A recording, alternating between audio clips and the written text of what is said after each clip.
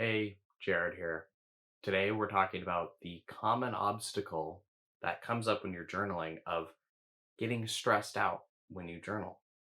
So it's really common to feel this sense of pressure when you start to journal to stop binge eating. And this pressure, it happens pretty frequently. It can definitely come up.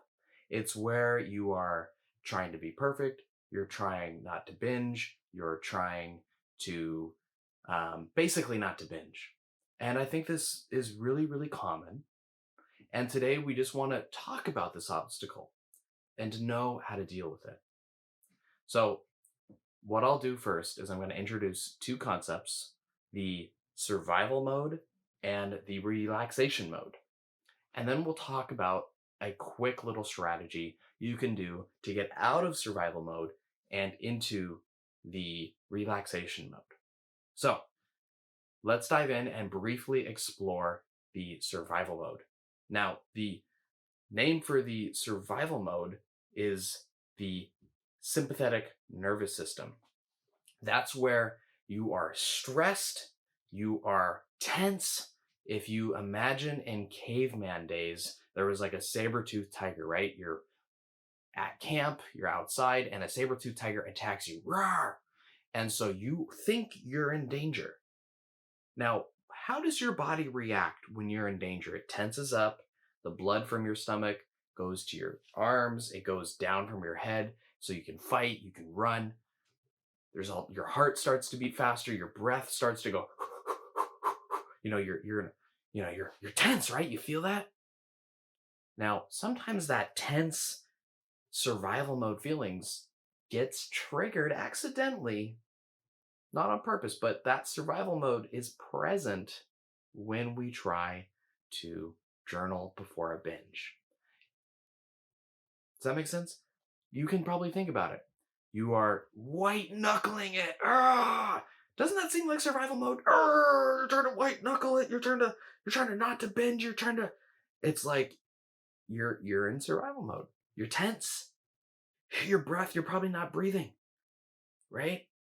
And because so much of the time, binge eating and overeating is meeting your emotional need of calmness, because so many times you eat to feel more calm or you eat to numb out, you're thinking too much, so you just like quiet your brain down by eating. um, it's easy to see that how in your attempt to journal to stop binge eating, you're actually adding fuel to the fire, right? So how do we stop getting tense before journaling? Well, the first thing is just to talk about it, right? Just noticing any sort of tension that's going on in your body. Noticing if your jaw is tense, right? Like this. See my neck? Noticing if your breath is, you can put your hands on your stomach. See how my stomach is moving right here? Well, if you're in survival mode, right? The breath is only up here. So it's really important you can put your hand on your stomach, or sometimes the stomach is a sensitive area. I get that. You can put your hand on your heart. But just to fill your lungs up with air,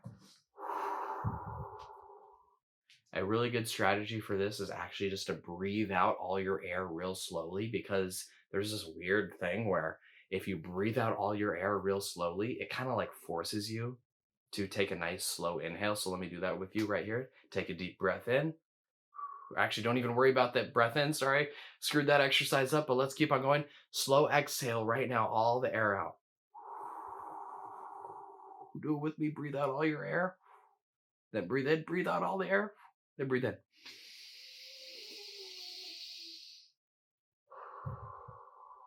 Sometimes when you're in survival mode, it can be hard to force yourself to deep breathe. So this little trick where you start with the exhale, let's do it again for practice. Breathe out with me.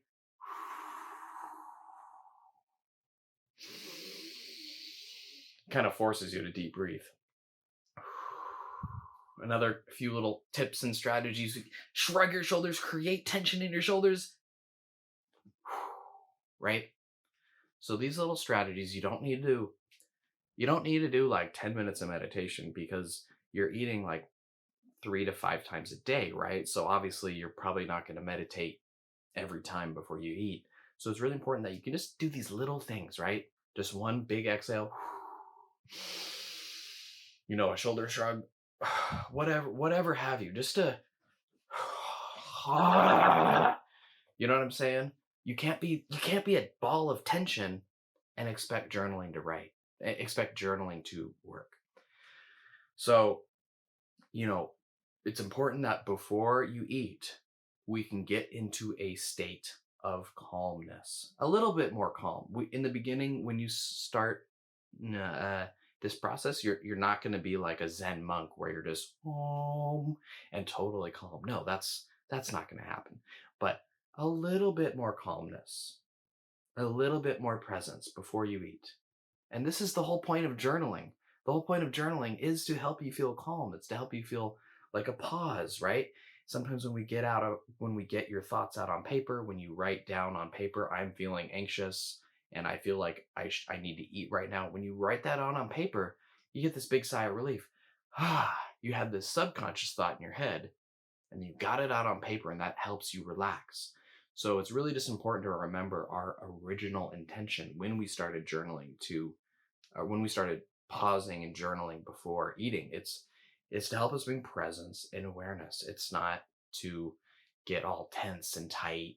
It's all right. And then the other side of the nervous system, the sympathetic nervous system, the parasympathetic. I'm getting mixed up, but survival mode. And then when we get out of survival mode to relaxation mode, that's when the caveman is safe from the saber-toothed tiger. He or she is just chilling, sunny day, right? So hopefully you can see this shift in the body, this tense to the So we want the and this has got to be in your body, right? Like just thinking about it isn't enough. If you're a ball of tension, you're still going to eat, even if you're, I don't know, thinking about flowers and sunshine. If your body's tight and you're thinking about sunshine, it doesn't matter. We need you to feel the sunshine. We need you to, have your heart rate go down, the breath deepen. We need you to really activate that relaxation nervous system. This is a huge shift, very, very important, you know, and um, and then I'll just end the video now. I want to go on, but I also want to keep the video short. So thanks for your time so far, and have a good day. Namaste.